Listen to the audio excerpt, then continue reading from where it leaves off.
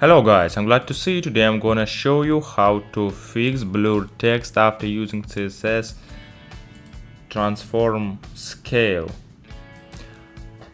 Okay, let's watch it. And we see blue text, weight and text normal. Okay, let's try. Okay guys, how to fix it?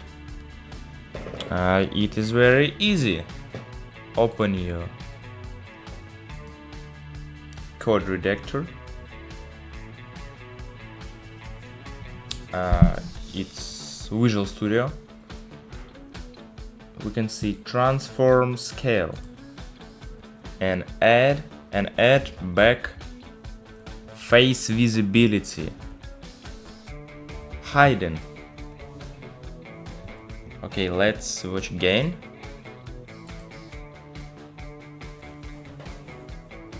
And we don't see blur text and blur effect. Okay guys, that is all I want to tell you. Have a nice day.